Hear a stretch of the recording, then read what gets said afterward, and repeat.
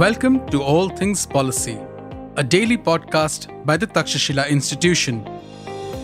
We are a bunch of policy nerds based in Bengaluru, and we like bringing fresh perspectives to Indian affairs and Indian perspectives to global affairs. So grab a cup of coffee, sit back, and join us for today's chat. Hello, everyone, and welcome to this episode of All Things Policy Podcast.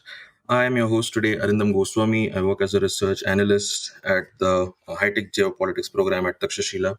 Today, I have with me as my guest Anushka Saxena, who's also a fellow colleague here at Takshashila. She works as a staff research analyst with Takshashila's Indo-Pacific Studies program. Her research focuses on the Chinese People's Liberation Army and its reforms, China-Taiwan relations, and India's foreign policy. She has authored numerous op-eds and papers on India-China relations, India-Taiwan relations, and in general on India's foreign policy.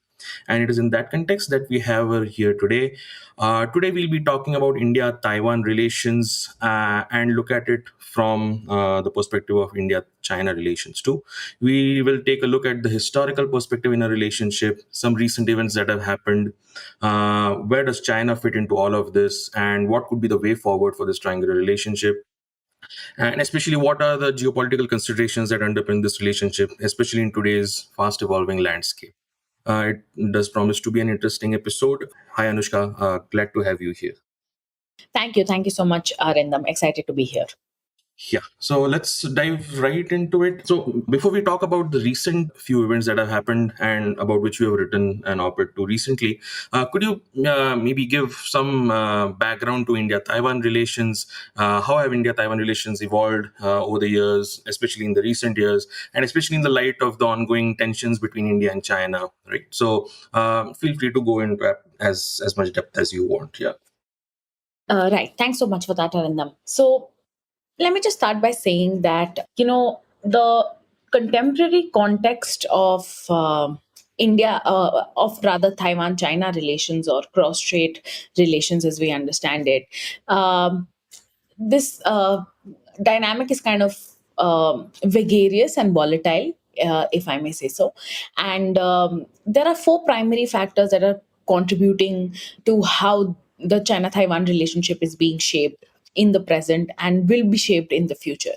And all of these four factors, I believe, are really pertinent for us here in India to keep an eye out for, because they ultimately dictate whether peace and stability can prevail in the Taiwan Strait, and whether the India-Taiwan relationship too can be stabilized without the China sword hanging over our heads and shoulders, right? So I'd say these four factors, again, the first is, of course, the fact that domestically in Taiwan, there's a changing sentiment within the youth and those that are middle aged in the electorate, and the sentiment shift kind of indicates that more and more people want to dissociate with their ethnic Han Chinese ancestral identity and would rather associate with a purely Taiwanese identity. And poll after poll, and not just polls that are associated with government institutions in Taiwan, right? But also public polls like the Election Center survey that's conducted by the National Chengchi University, or the polls that are conducted by Formosa, which is a media platform. All of these tell you that people in Taiwan have a sentiment of identity, self-identity, that's starkly different from what perhaps the Chinese would appreciate it to be. The second factor here is that subsequently this sentiment has played out in politics as well, and we've seen this major shift from the political party that used to be a preferred choice over a decade ago, which is the Kuomintang, or the Nationalist Party, which has been in power in Taiwan for most part of its governmental history. And now we're seeing that political shift away, and the alternative the people have chosen for themselves is the Democratic Progressive Party, which relative to the KMT is more pro independence and less pro China, right? So, and then that intermix of the DPP's politics and the people's changing sentiments together come to shape China Taiwan relations in a rather drastic manner. And the third and fourth factors are Taiwan's increasing kind of prospects of partnership with the US and the proximity between the two, and the fact that China has become more powerful and assertive under Xi Jinping.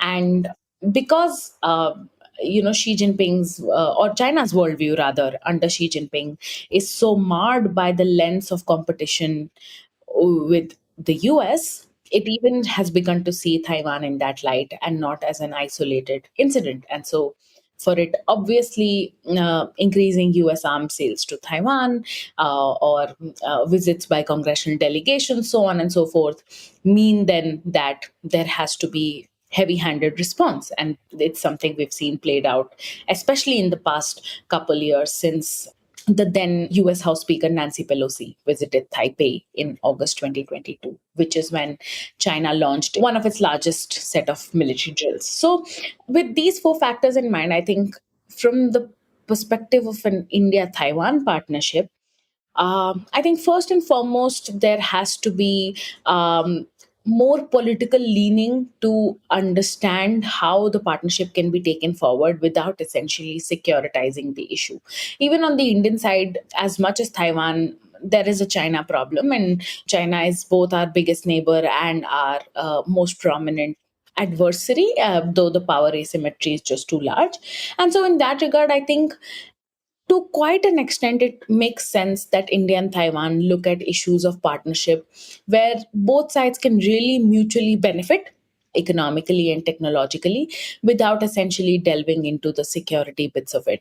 And some of these aspects, of course, are trade in agro consumer products, things to think about when it comes to Taiwanese investment or exchange of know how on production of semiconductors and fabrication within India.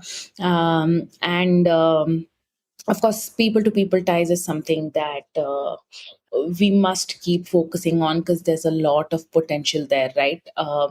As of now, I don't think there's a lot of visas that are being stamped here in India for Indians to be able to go to Taiwan and vice versa, right? I don't think India flares up as a popular tourist destination for the Taiwanese. But at the same time, I think the good bit is that we've opened a third Taiwanese representative office, which is a consulate in Mumbai, just a couple days before, in fact, the India China border patrolling agreement was announced in October, right? So I think sitting here in India, we're doing the best we can to walk the tightrope, but we are increasingly realizing that there is scope for partnership with Taiwan, and I can get into the nitty gritties going forward.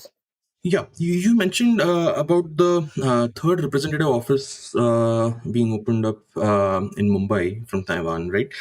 So I just wanted to understand what sort of a diplomatic relationship does that project, or what sort of a diplomatic relationship has India had with Taiwan over the years? Because I'm sure China must not have taken too kindly to a nation keeping diplomatic relations with the mainland and yet establishing a Taiwanese representative office, because for them the one China principle is sacrosanct, right? So from that angle, how does India balance out diplomatic relations with both China and Taiwan?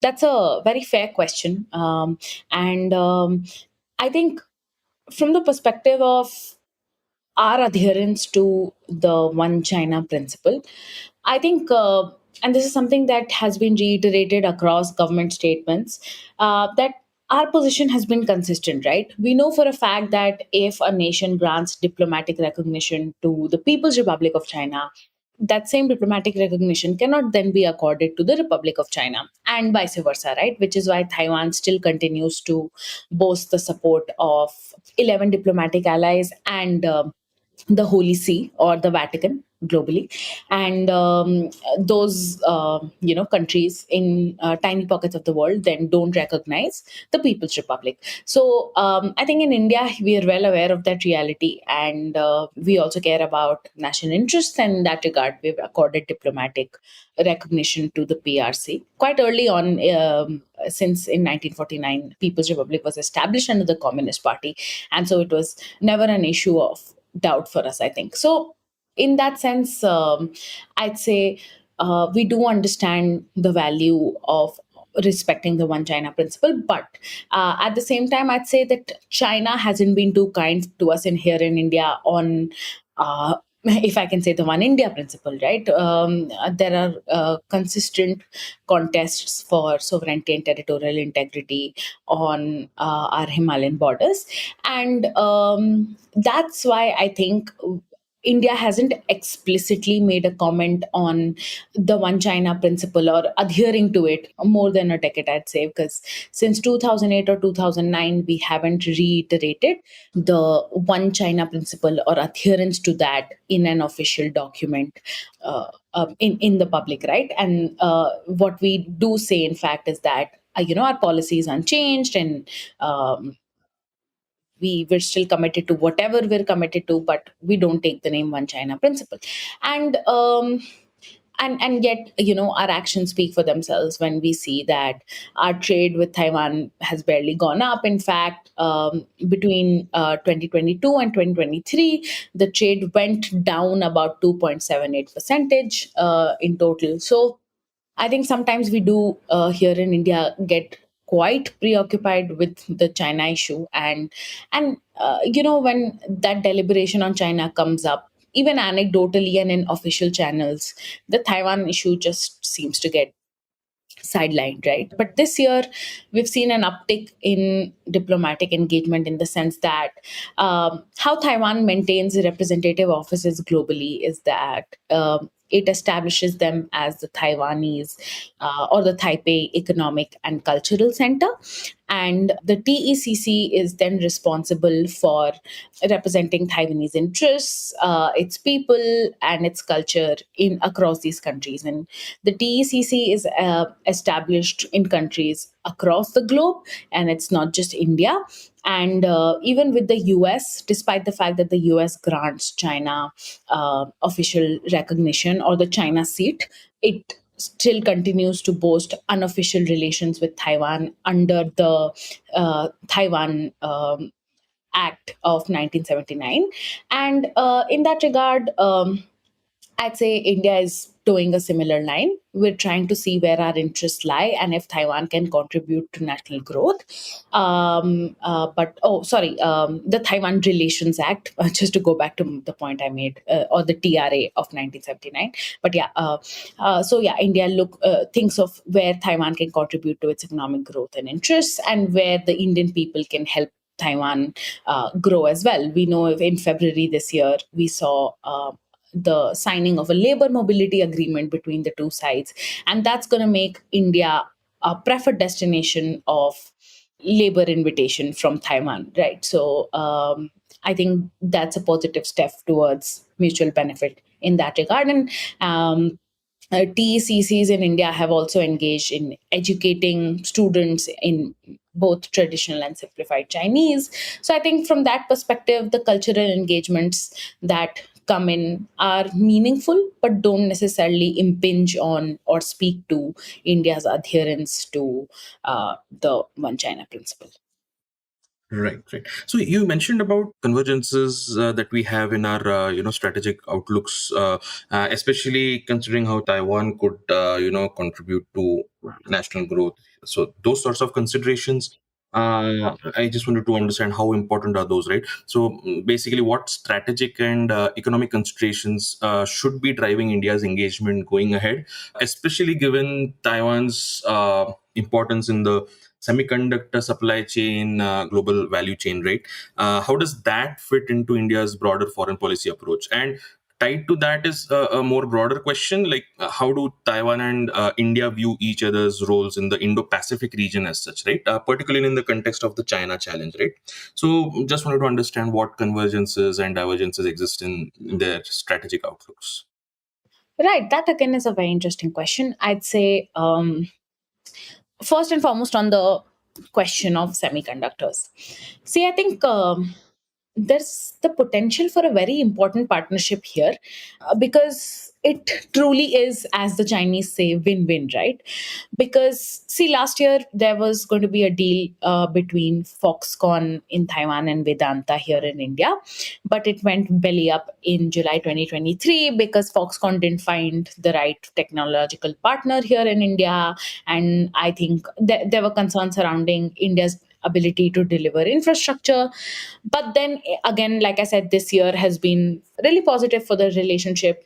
So we see that businesses on both sides have made greater strides, and there has been a definitive agreement between Tata Electronics here in India and Power Semiconductor Manufacturing Corporation in Taiwan. And this largely relates to developing domestic chip fabrication capabilities in India, and the infrastructure investment that's going into this is something to the tune of 11 billion US dollars, right? So I think on that front, on the paper, there have been some developments. But why this is really important and strategically this convergence matters is because we know on the Indian side there is enthusiasm to participate in the semiconductor value chains globally and integrate with them. And this has become especially important considering the impact the COVID-19 pandemic had on semiconductor supply chains, and how, as a critical technology, the semiconductor ecosystem is becoming a bit divided, right? So India is trying to find its way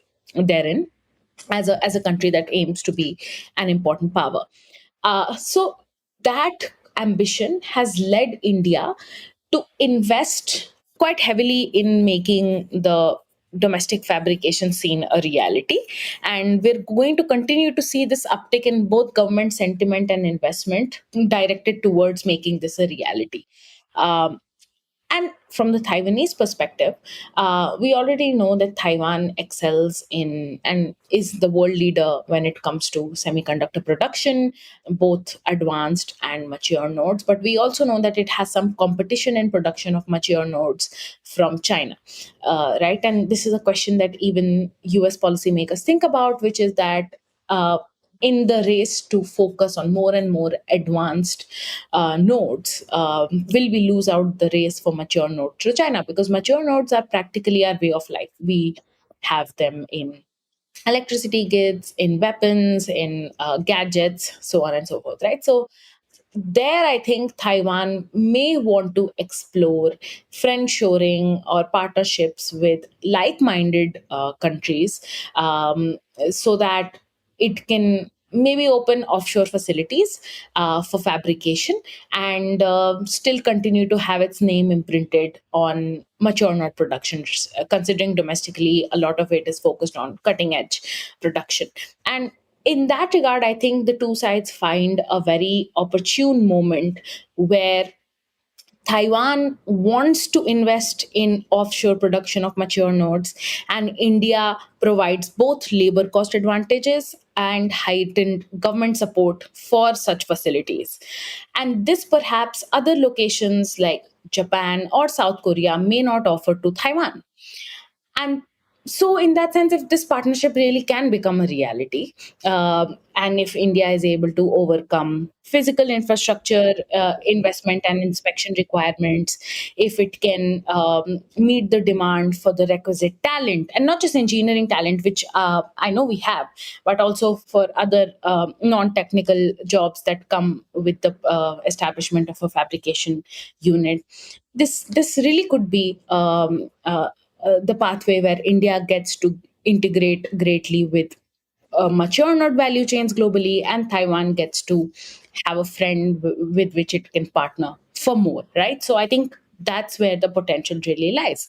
And convergence, I think, in other bits like trade and economic growth. Again, I talked about agro consumer products, right? There's a bunch of potential because we've seen declining numbers in the past couple years in the India China trade relationship. And where again convergence matters here is that it's not like, of course, Taiwan is economically quite powerful, but it's not like it's running out of space to make partnerships, right? So I think that's where convergence becomes important, because even Taiwan is trying to redirect its investments, which largely today go to the mainland, and redirect them to other locations, which is why we also saw the new southbound policy coming in under Tsai Ing-wen when she was president, just before Lai Ching-te. So India has been a popular new southbound destination, but not as much as we'd like. So maybe that partnership has the potential to grow, where Taiwanese investments are redirected to India, and Taiwan becomes more open to Indian exports, right? And we see this with a lot of very basic consumer products, but which have great import capability when it comes to the India Taiwan relationship. We see, for example, that Taiwan imports a lot of cotton from the world in total, but from India, it's just a meager percentage of that, right? So it'll import 117 million worth of cotton, but with India, it's only 9 million, and this is figures from 2022. But if you look at then India's export of uncarded and uncombed cotton to the world, it's 2682 million in that same year, right? So so there exists potential on both sides for Taiwan to import and for India to export. But there is some problem here, right? Which is why this hasn't been normalized. Is it the security threat? Is it the fact that comparative pricing advantages don't exist with India and they maybe do with other destinations? Is it issue of quality or tariff and non-tariff barriers? I think it really remains to be seen how some of this is circumvented. But I think, again, with investment partnership, strategic convergence becomes deeper, right? Because now, in addition to just stakes vis-a-vis shared values, you have actual stakes vis-a-vis assets and liabilities. So I think that's where the strategic convergence comes in. And finally, on the point about Indo-Pacific, right? I think it's very interesting that we have seen recent initiatives take place between some Indo Pacific partner countries and powers like the US, India, and Taiwan on issues like cybersecurity and maritime domain awareness, right? Taiwan has great experiences dealing with naval positions and maritime domain awareness. India has done the same. In fact, Quad countries have a partnership towards MDA. And when India and Taiwan talk about it, it's relieving, right? Because they're playing their part in stability of Indo-Pacific security. Similarly, with cybersecurity, I never thought that Taiwan would be one of the stakeholders in a conversation on cyber with the US and India, right? But it happened, and it happened in December last year, if I'm not wrong. And so I think from that sense, there are some securitized issues as well, where the both sides are talking. And that then obviously means that Taiwan accords some degree, or maybe a lot of degree of importance to India's role, especially as a balancer against China. Though I think even from Taiwan's perspective, the main partner here is the US. And again, and as I previously indicated, from India's perspective, in the Indo-Pacific dynamic, I don't think we think of Taiwan that seriously, but we do think that when it comes to Taiwan's critical position in connecting the Indian Ocean to the South China Sea and the Sea of Japan, India will have a lot to lose if that particular region kind of gets blockaded or has increased Chinese naval presence. So I think on that front, a little bit of security consideration in the partnership, the fact that our national security advisor went to Taiwan to attend the Ketagalan Forum and talk about convergence in security views. All of this means that there is some conversation, but I think the importance both India and Taiwan accord to each other as stakeholders in the Indo-Pacific may vary across time. Right, right. So you mentioned security considerations. Just wanted to ask, are there any military ties or military exchanges that happen between India and Taiwan, considering the importance that you just mentioned of Taiwan in that corridor? Actually, no, none at all. One interesting thing would be to note that the Taiwan Economic and Cultural Center in Delhi has had as we understand, military attaches, but they're all unofficial because it's not technically, a diplomatic embassy in the conventional sense of the term. But so these unofficial military attaches have been a part of kind of diplomatic engagement with India. And in the past, there has been news about how, Taiwan helped India establish an intelligence post near its border with China, but that's reportage, right? And I'm sure there is archival evidence to it somewhere. But behind the scenes, it may just be the case that military attaches from Taiwan in India open up the possibility of non-evident exchanges, though I think on the export front there isn't really any interchange of either money or equipment or anything of the sort. Right, right.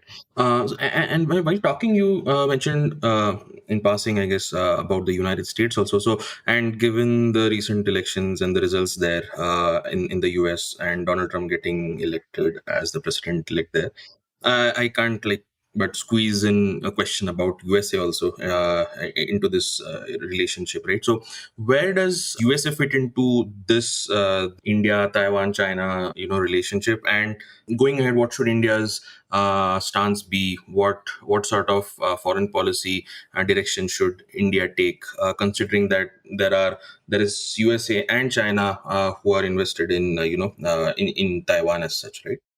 Yeah, I think the million-dollar question, the question of the hour, is what US policy on Taiwan and China will be like under the newly elected president, or the rather newly re-elected president Donald Trump.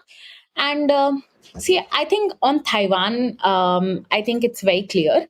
It's not going to be as bad as perhaps some of us may expect, because if we look, and this is purely based on precedent, right? One of the things that comes with the Donald Trump presidency is the sheer uncertainty. But despite the fact, if we just go by precedent and think of what happened in the previous Trump presidency, we know that the most number of arms and equipment, defense equipment sales from the US to Taiwan in the past decade happened under Donald Trump. So the number was something to the tune of 18 billion US dollars, which is around 5 or 6 billion more than two Obama presidencies combined, and much more than the $5 billion or $6 billion number under President Joe Biden.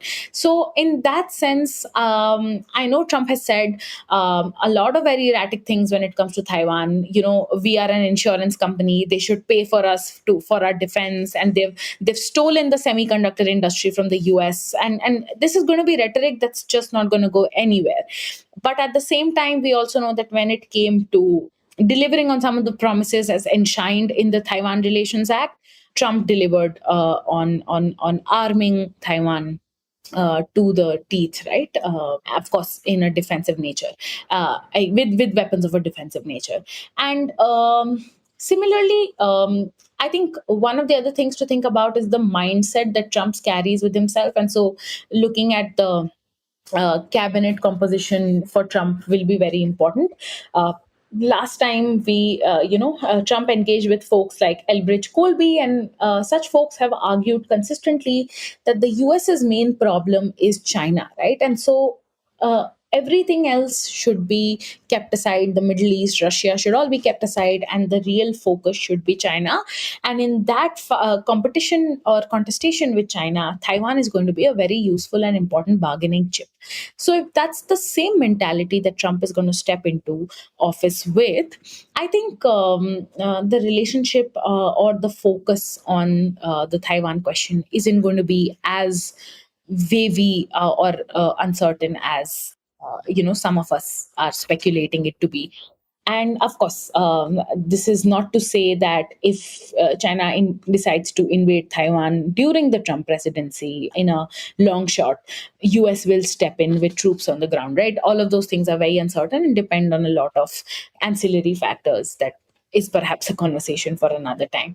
And of course, I think, like I talked about, the India angle in all of this, Maybe in a Taiwan contingency, again, the US may not think of India first as a partner to either get on board or as a country from which the US can extract anything as a result.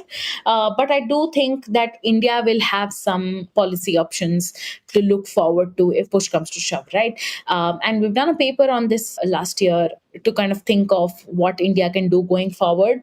Of course, there's a political legal toolkit that India can deploy itself. It can engage with the US in strong condemnation at the United Nations. And, this seems like a very trivial kind of recommendation, but I think it's particularly crucial because China has been rallying partners in the global south, in the developing world, for their support to the Taiwan question. And, that's it's really been a reality, right? We've seen countries, even in India's neighborhood, like the Maldives, making great commitment to the idea of the One China principle. So when we can really take to the UN and make a comment on how wrong something like this would be, it delegitimizes a Chinese campaign against Taiwan in the eyes of countries around the world, right? Of course, there are more provocative options like moving the International Court of Justice for an advisory opinion, but I think that's again for later. With the US, I think we'll be faced with important questions surrounding logistical support for naval vessels, and not just in the Southern Pacific, but also in the Persian Gulf, right? There are a lot of fronts the US Navy is engaged in, and India may be called on to provide support for them. That's when I think we make the choice between how much we can upset China, whether we think China is willing to open up a second front on the Himalayan border while being involved in a Taiwan contingency, so on and so forth. But I think, again, those are things to brainstorm and think about if a contingency really comes about. But I think the escalatory ladder in the Taiwan Strait is being created. There are a lot of contentious things that from the Chinese perspective, contentious things that Taiwan does, and then China has to respond to them militarily. So peace and stability is definitely on the line.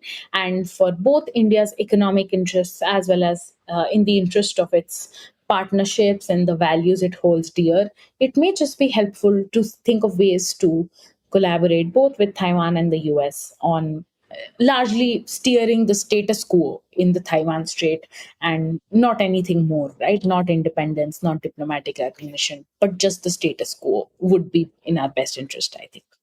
Great, great. So you've given quite a few pointers as to how the relationship could evolve. In conclusion, are there any parting thoughts that you have on how do you see the India-Taiwan relationship evolving in the medium to long term, or if any specific? You mentioned the paper that you had written and the specific steps mentioned there, but any other steps that you would like to suggest, especially as China's influence and aggression in the region continues to grow.